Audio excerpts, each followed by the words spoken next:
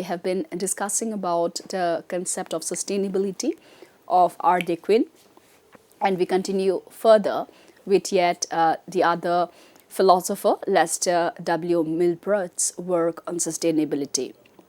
This is Dr. Ananya Barua, Associate Professor in the Department of Philosophy, Hindu College. Our discussion now will be on Milbrad's redefining the good life. Now, Milbrad, who is a political scientist and environmental thinker, develops the idea of redefining the good life primarily in the context of environmental crisis, consumerism, and unsustainable growth. Writing in the late 20th century, Milbrad reacts against the dominant industrial consumerist model of progress, which equates the good life with material abundance, economic growth, technological mastery, ever-increasing consumption. For Milbrad, this consumption of the good life is ecologically disastrous and morally impoverished. The core idea is that the dominant social paradigm versus a new ecological worldview. Milbrad argues that modern societies operate under what he calls a dominant social paradigm, which is DSP, characterized by anthropocentrism, or nature exists for human use, faith in technological fixes, individualism and competition, growth as an unquestioned good. Against this, he calls for a new ecological paradigm where the good life must be redefined, not merely adjusted. The key philosophical move, the environmental crisis, is not only a technical or political problem, it is a crisis of values and meaning. So what does Milbrad mean by redefining the good life? For Milbrad, redefining the good life involves a civilizational shift in values, away from material accumulation and towards quality over quantity. Well-being is measured by meaningful relationships, health, leisure, creativity, and community, not GDP or consumption. Less emphasis on having more emphasis on being well. Number 2, ecological embeddedness. Humans are participants in ecosystems, not masters of them.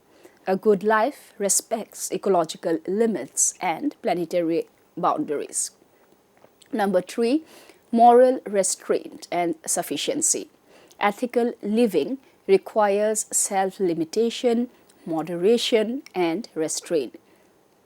Voluntary simplicity becomes a moral virtue, not a failure. Number 4, civic responsibility. The good life includes active citizenship, ecological responsibility, and care for future generations. Individual happiness is inseparable from collective well-being. Now, the philosophical significance of Milbrad's view can be seen when he draws implicitly on Aristotelian's ethics, eudaimonia as flourishing rather than pleasure, communitarian philosophy, the self embedded in social and ecological contexts, environmental virtue ethics, character traits such as humility, restraint, care.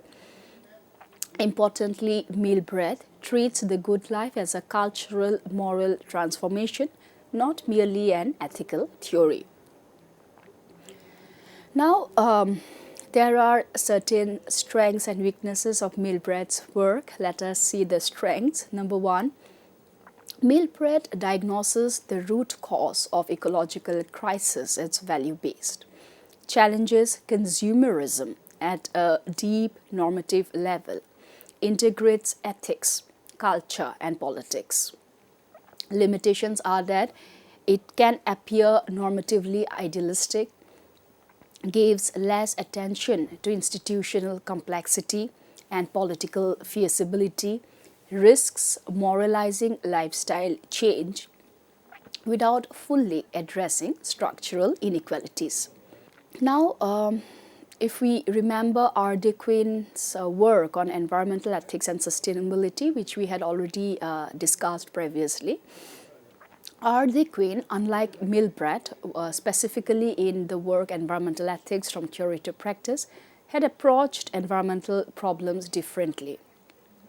Unlike Milbrat, Ardequin's ethical orientation does not attempt to redefine the good life directly. Instead, she focuses on pluralistic environmental values, ethical theory to institutional practice, justice, sustainability, and democratic deliberation.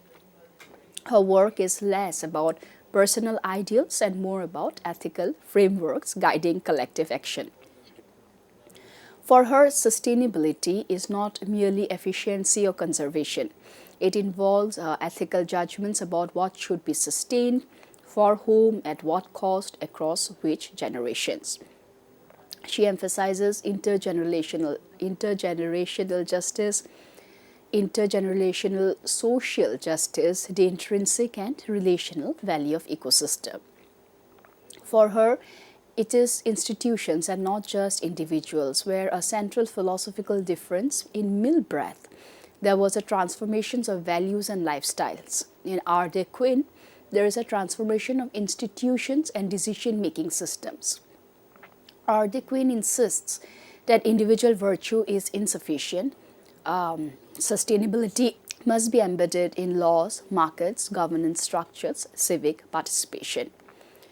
Now, if we check the PPT which is being displayed here, we see the aspects where they both differ. The aspect of the core issue for Milbrath has been the crisis of values and meaning. For Ardequin, it is the crisis of ethical governance. The focus for Milbrath has been cultural worldview. For Ardequin, it has been institutional practice. For diagnosis, for Milbrath, it has been consumerist notion of good life. For Ardequin, it has been the value conflicts in public decision making. So, this has been the aspect of Milbrath, and the latter has been the aspect of Ardequin. So, Milbrath is diagnostic transformative.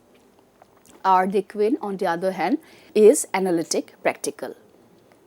Now, if we see further, we see that the good life versus the sustainability of Milbrath, the good life must be redefined first. Sustainability will follow naturally from her new values. For Ardequin, sustainability is a contested ethical goal that must be negotiated amidst plural values and power structures. Philosophically, Milbrath assumes greater, more moral convergence is possible. Ardequin accepts enduring moral disagreement. Again, in the PPT that is being displayed here, we see that for Milbrath, about the view of the moral subject, ethically transformed individual, Ardequin for moral subject, a citizen within institutions. For Milbrath, it is emphasis on moral restraint. For Ardequin, it is emphasis on deliberation and justice. For Milbrath, again, it is lifestyle ethics. For Ardequin, it is policy and governance ethics. Milbrath leans towards environmental virtue ethics, while Ardequin works within pluralist applied ethics. For Milbrath, justice is implied but under-theorized. For Ardequin, justice is explicit, systematic, and central. Ardequin directly engages environmental justice, global inequality, burden sharing in climate policy. The critical synthesis as to how they complement each other, we see them that rather than opposing views, Milbrath and Ardequin can be read as ethically complementary. Milbrath provides moral motivation, vision of alternative flourishing, cultural critique of consumerism. Ardequin, on the other hand, provides ethical rigor, institutional pathways, tools for public decision making. Now, without Milbrath, sustainability risks becoming technocratic And without Arlequin, redefining the good life risks becoming utopian. So we see that together, Milbreath and Arlequin reveals a crucial truth in environmental ethics. Sustainability requires both a reimagining of what it means to live well and a reorganization of the institutions that govern collective life. Milbreath asks, what kind of life is worth aspiring to? Arlequin asks, how do we ethically govern a pluralistic society trying to live within limits? In this sense, Milbreath speaks to the soul of sustainability, while Arlequin speaks to its moral architecture. Both Milbreath and Arlequin respond to a modern ecological crisis produced by extractive attitudes towards nature, instrumental rationality, growth-centric ideas of the good life.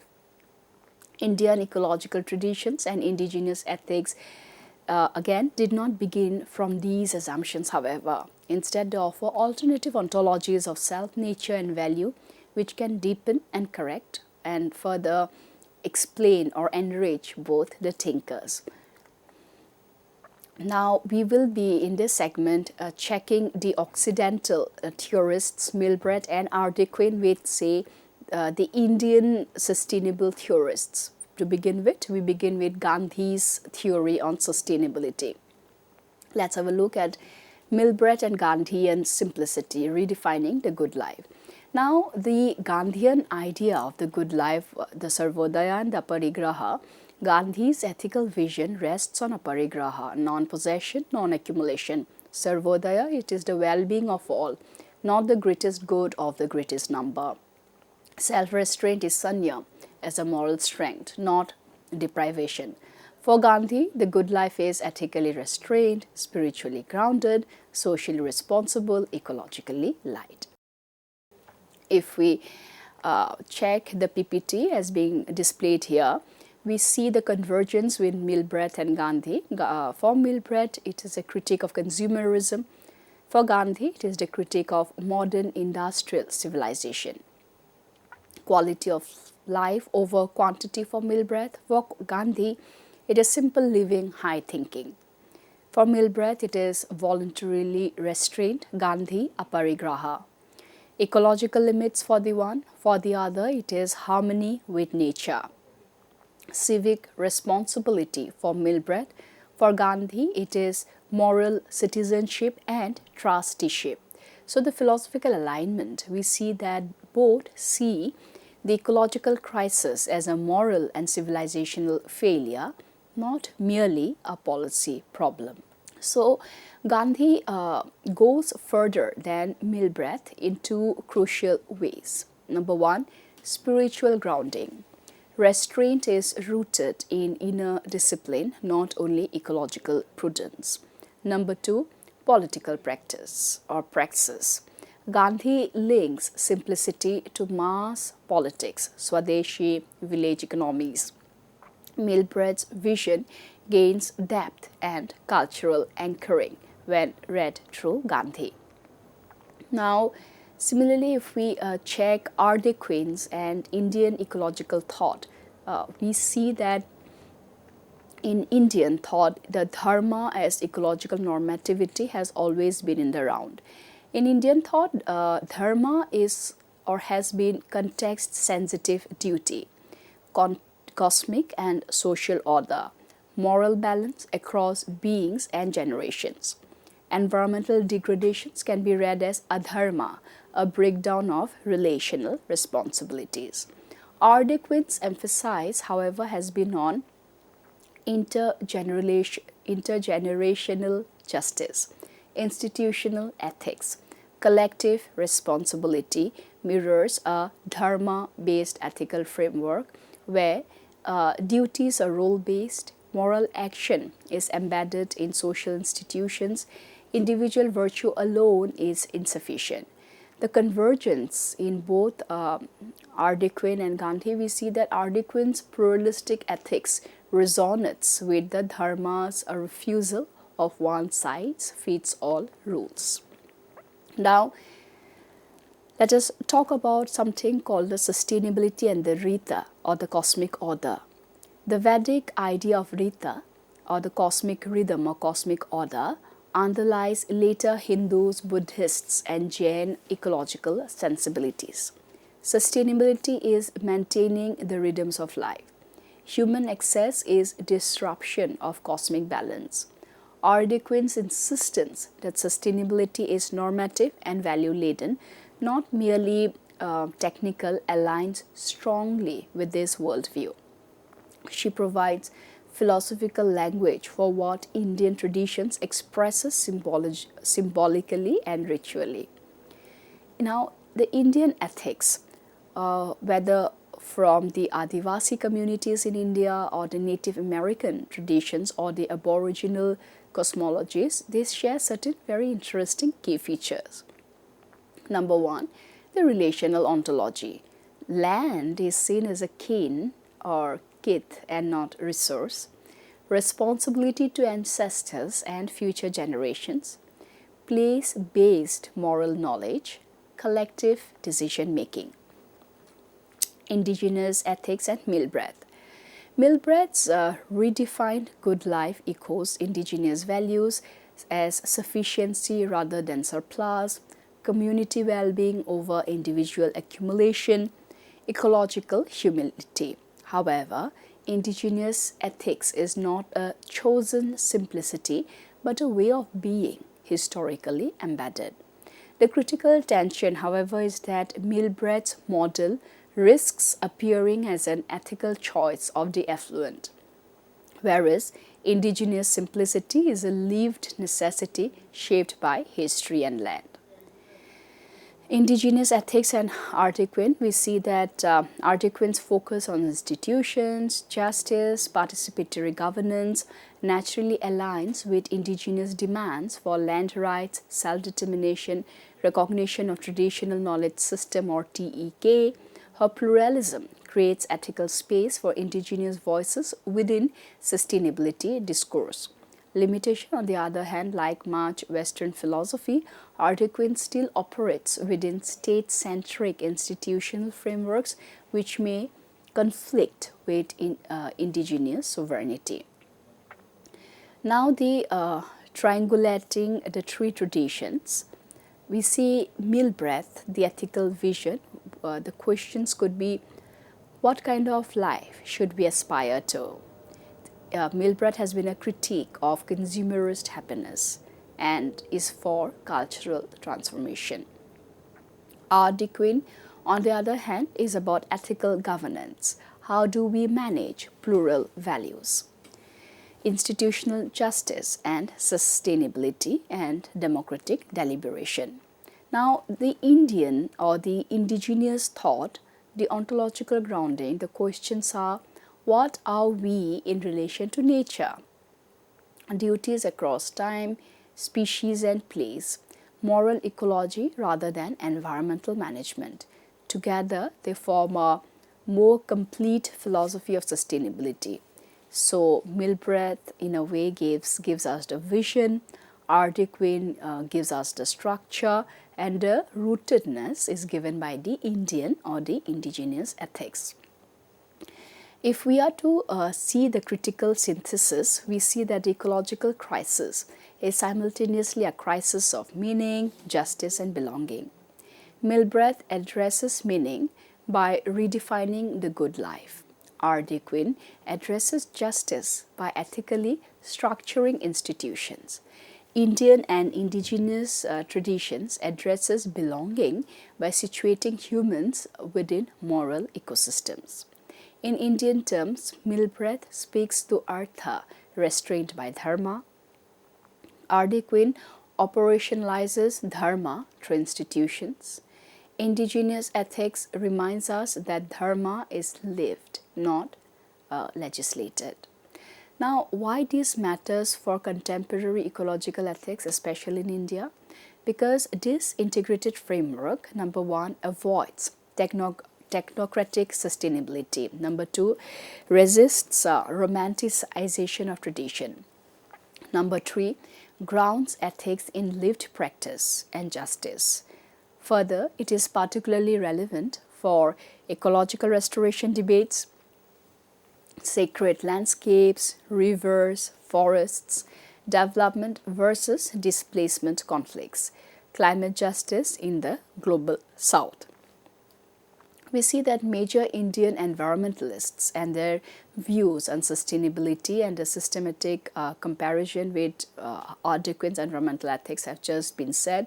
To sum up, for the Indian environmentalists, the philosophical takes on sustainability is that Indian environmentalists thought it is non-monolithic. It ranges from ethical, spiritual critiques of modernity to institutional and political ecology approaches. What unites them is a rejection of sustainability as mere resource management. And we had already discussed Gandhi's sustainability as ethical self-restraint, the philosophical core being aparigraha, non-possession, trusteeship, and the sarvodaya, which is the well-being of all. Now, sustainability as ethical self-restraint, where for Gandhi it is not about efficiency but moral limits. It requires voluntary restraint, not forced scarcity. It is inseparable from justice and dignity. The earth has enough for everyone's need, but not for everyone's greed. So, philosophical position here, it is a virtue, ethical, and spiritual account of sustainability. Overconsumption is a moral failure, not a technical error. Besides Gandhi, there is also J.C. Kumarappa in his Economy of Permanence. A close Gandhian associate, Kumarappa gives Gandhi's ethics as a systematic economic philosophy. The key ideas is that economy of permanence versus economy of profit, decentralized, village-based production, harmony between nature, society, and economy.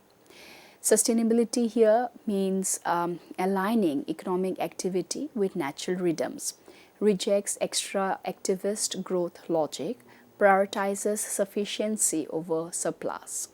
Philosophical stance is that the normative political economy grounded in ecological realism and moral restraint. We also have Ramachandra Guha, environmentalism of the poor. Philosophical contribution is that he critiques Western wilderness ethics, highlights livelihood, justice, and displacement, emphasizes historical and social context. Sustainability for Ramachandra Guha is not about pristine nature alone. It must address human survival, equity, and access. It is inseparable from post-colonial justice. The philosophical position is clear here. For Ramachandra Guha, a contextual, justice-oriented environmental ethics which is skeptical of universal models. We also have Madhav Gadgil, ecological prudence and community knowledge. Key ideas have been about people's ecological knowledge, democratic environmental governance, ecological zoning and limits. Sustainability requires respecting local ecological limits. It must be participatory and decentralized. Opposes top-down technocratic solutions. The philosophical stance of Gadgil is a blend of ecological science, civic ethics, and democratic pluralism. Vandana Shiva, of course, whom we have already taken at length in some of our previous lectures before, is all about ecofeminism and biocultural sustainability. The philosophical core is about the critique of capitalist patriarchy, defense of biodiversity and indigenous knowledge, earth as a living system.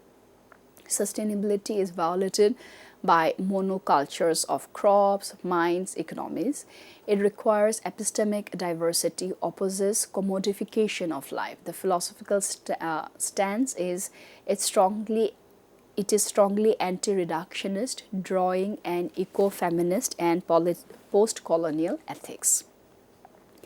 We also have Anil Agarwal and Sunita Narayan on sustainability as equity. The key ideas is that environmentalism must include development, climate responsibility must be differentiated, ecological space must be shared fairly.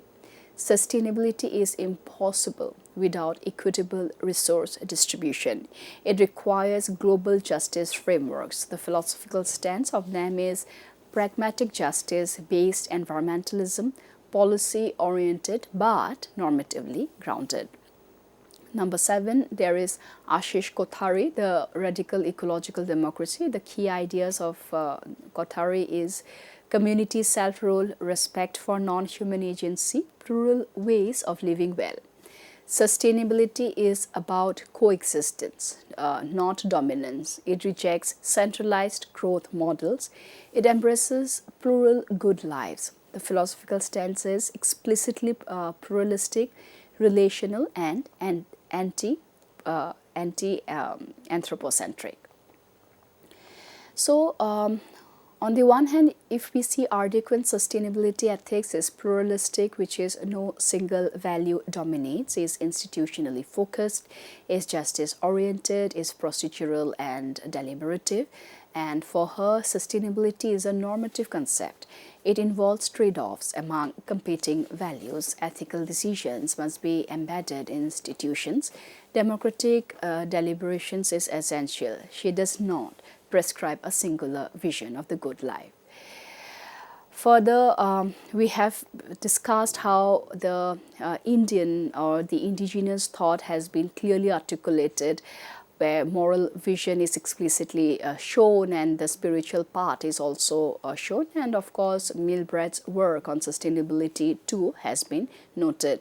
Now, we must understand that without the indigenous perspectives or Indian perspectives, Oriental perspectives, sustainability risks becoming technocratic. And without our Queen, sustainability risks becoming culturally rich but politically fragile. And when I say Ardequin, I also mean Milbreth here. So both the Oriental and the Occidental confluence is needed for us all to understand sustainability in a holistic way. So Ardequin's answers to the question, how do we ethically govern disagreement about living well? Indian environmentalists answer, how should we live? In that sense, Indian environmentalism gives sustainability its soul. Ardequin gives its moral architecture. Thank you so much.